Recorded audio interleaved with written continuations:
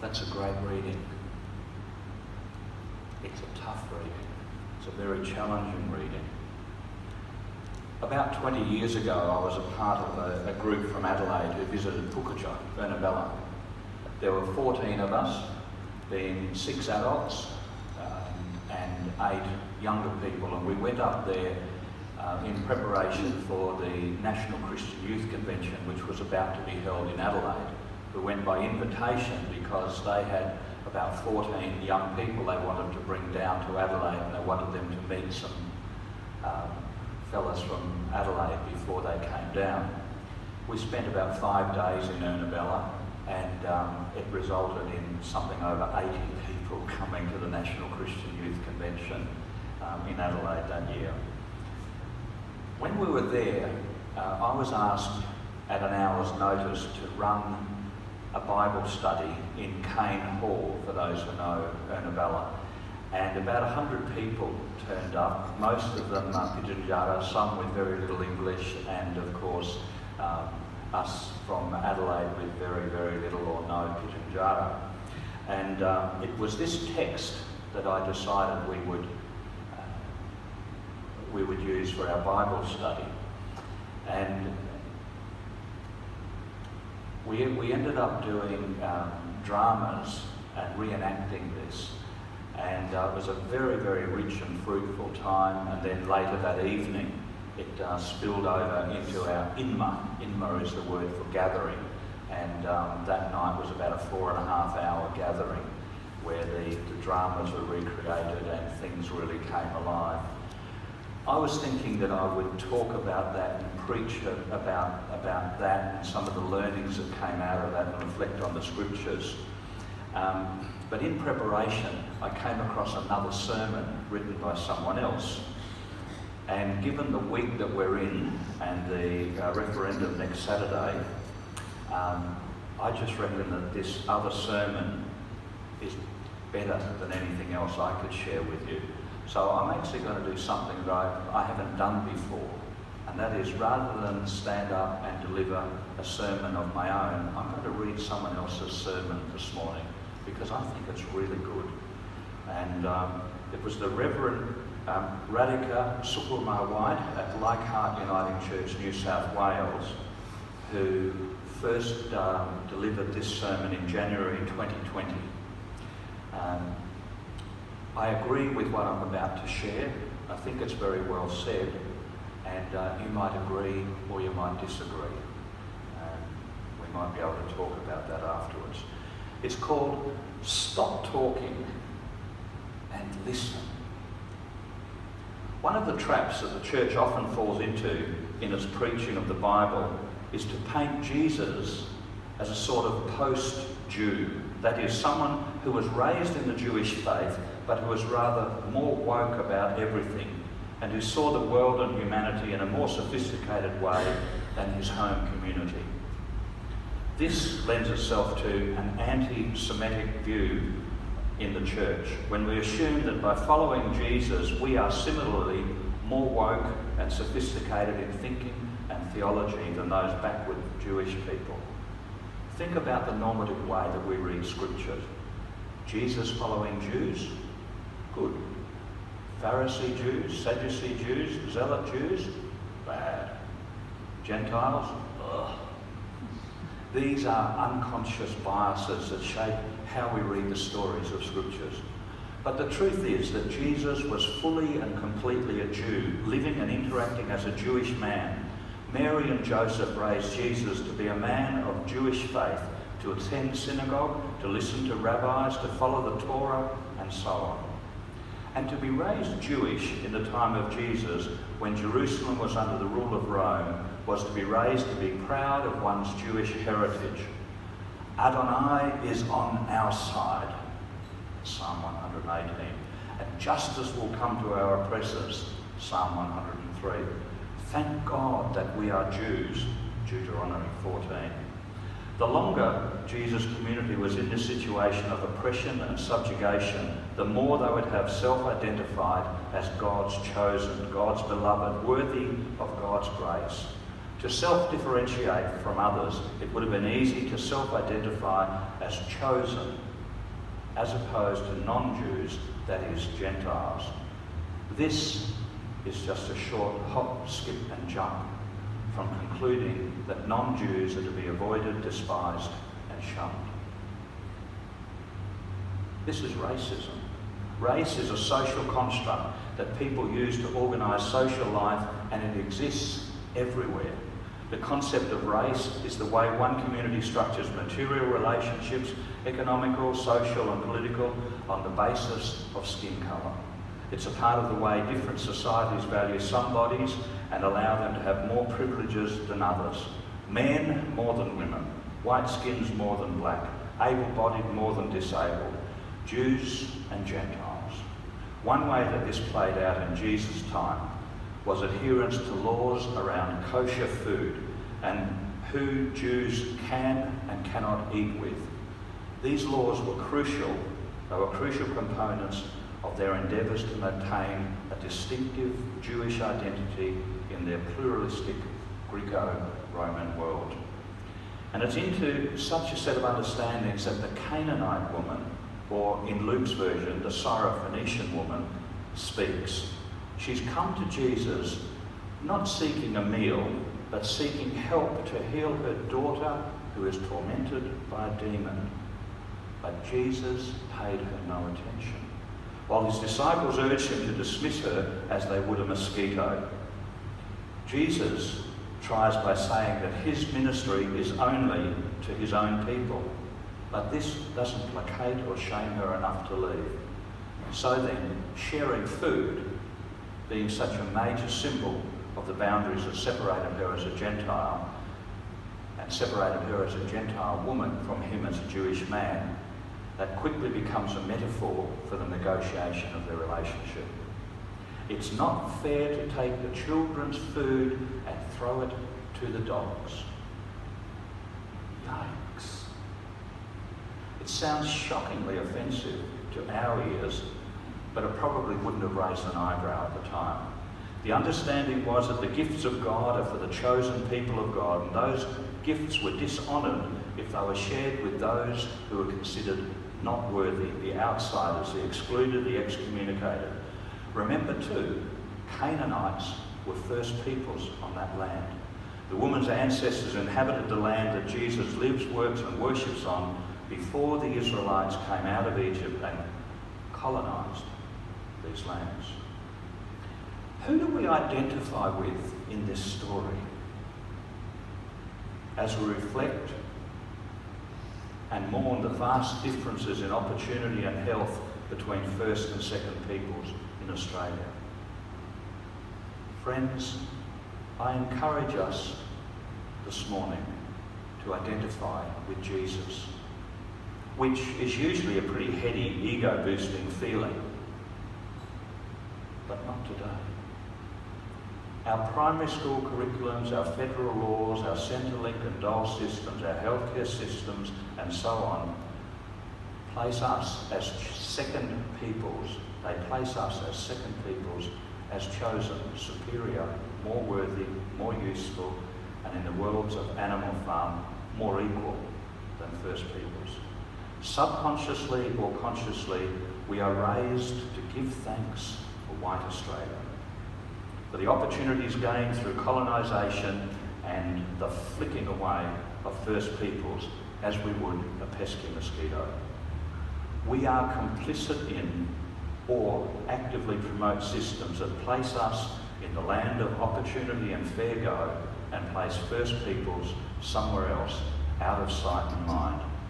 If we do think about changing these systems of oppression, more often than not we consider first peoples as victims to be saved through our mercy and charity, as incapable of learning, as childlike, needing to be looked after, as people at the bottom of the great chain of humanity, to be treated as curiosities like kangaroos or platypuses, poor, dirty, uncivilised Aboriginal people.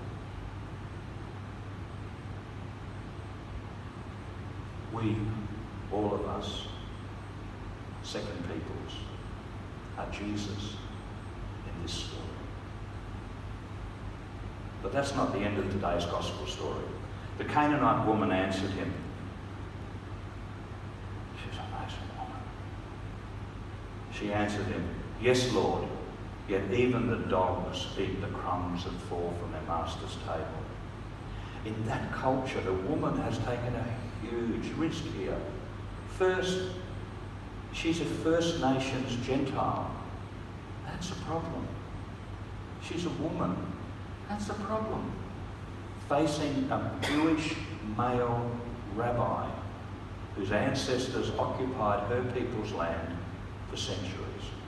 And she dares to speak back to him, taking his own words and turning them back on him as she persists in calling him to do something that he's already refused to do for her. And what she's doing with her daring backchat is suggesting that Adonai's table, the Lord's table, is not really so close. But the people like her, people long excluded, have not the privilege but the right to come to it and expect to be able to receive and eat and be satisfied.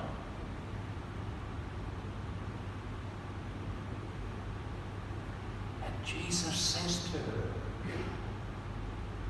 what does he say? Jesus says, "Great is your faith. Let it be done for you as you wish." And the woman's child was healed. We are understandably shocked at Jesus calling a woman a dog. That sounds pretty racist to me. But in his day, the big shock in the story would have been that this male Jewish rabbi would concede an argument to a presumptuous Gentile woman, and that he would not only concede it, but he would commend her for it. Jesus is recognising and so calling us as his followers to recognise that we have much to learn from those who know the experience of being excluded. It's crucial to our understanding of Jesus that we see how fully he entered into the experience of the excommunicated, the outcasts, the different to us. Jesus stopped talking and he listened to a woman he had actively excluded and looked down on. And his worldview was changed. So for us as disciples of this same Jesus, if we want to talk about reconciliation and moving forward as one Australian people, we cannot come with a colonialist, woke, sophisticated mindset and try to impose it on future plans. We need to stop talking over First Peoples and listen and really seek to understand from their experience of being and of being Australian today. In the same way, we are sure to miss the point if we argue and debate about the place of LGBTIQ plus people at the table of God's love without opening ourselves to real conversation with the LGBTIQ plus people in our midst and listening to the insights born of their experience of the church's exclusions and hospitalities. Their exclusions and hostilities, in fact. Or if we want to explore questions of our relationship to peoples of other faiths, we'll be talking in ignorant circles if we don't make friends with some Muslim or Hindu or, hey, Jewish neighbours and listen and learn what it's like to be other in a country where being people of faith is normally assumed to mean Christian. Jesus invites us to join him in allowing ourselves to be taught by those whose experience has been of exclusion by the powerful and by recognising that we are the powerful. Friends, this is really hard for everyone. This is partly because hearing the realities of the oppressed as true is particularly difficult for those of privilege to accept a foreign reality without demanding qualifications, to stop talking and listen without interrupting, to hear without working our experiences into the dominant narrative within us. It's hard It's hard because it begins by confronting our own brokenness and incompleteness, our own knee-jerk responses to the dogs of our world and the ways we perpetuate oppression. When we do that work, we become responsible for our attitudes and actions. And then we choose, and can choose and continue to choose whether we will be elitist or not. When we stop talking and listening to women, we hear the reality of everyday fear, face that they will be the next Eurydice Dixon. When we stop talking and listen to hijab-wearing Muslim women, we hear how scared many of them are to walk down the street for fear of being screamed at to go home, or worse.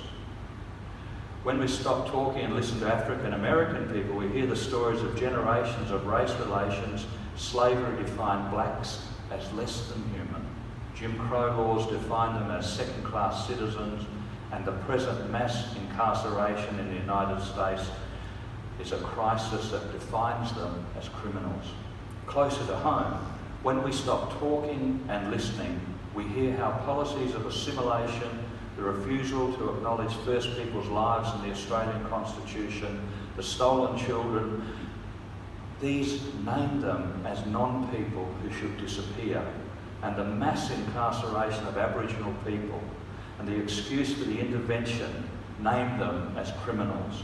The continuing removal of children, name them as bad parents. The closure of communities and removal of support for homelands, label them as leaners rather than lifters. And the racism around Adam Goods and others tells them that they are to know their place and not get uppity. When we stop talking and listen, we hear that the church in Australia is built on stolen land, Indigenous land, and shares in a history of racism, massacre, abuse, stolen children, imprisonment and death in custody, and ongoing disadvantage. We hear that this legacy is really ours because we have explained, justified, or remained silent in the face of this reality. When we stop talking and listen, we make space to realise anew that we have acted in ways that deny the worth of some of God's people, equally made in God's image, and that Jesus is found amongst the most marginalised, according to Matthew 25. And in Australia, this means amongst First Peoples. When we stop talking and listen, we hear why the date of Australia is so problematic for First Peoples, and why changing it wouldn't be a cosmetic fix, but would rather be another step in the direction we want to go, following other steps like the national apology for stolen generations, the Bringing Them Home report, and so on. We hear why beginning worship with an acknowledgement to country is important in forming us as humble disciples in Australia, impatient for God's justice to reign, but recognising that the kingdom is both here and coming, and our role is to work for that kingdom where all people, deserving and undeserving, understanding and ignorant, young and old, straight and gay, local and foreigner, black and white, Jew and Gentile, all people are welcome at God's table of love and mercy and reconciliation and life. And when we stop talking and listen, we hear a large level of agreement from First Peoples around the Uluru Statement from the Heart, constitutional recognition and a voice to Parliament. We hear what voting yes says to First Peoples and what voting no says. So friends, be Christ. Be Christ. Stop talking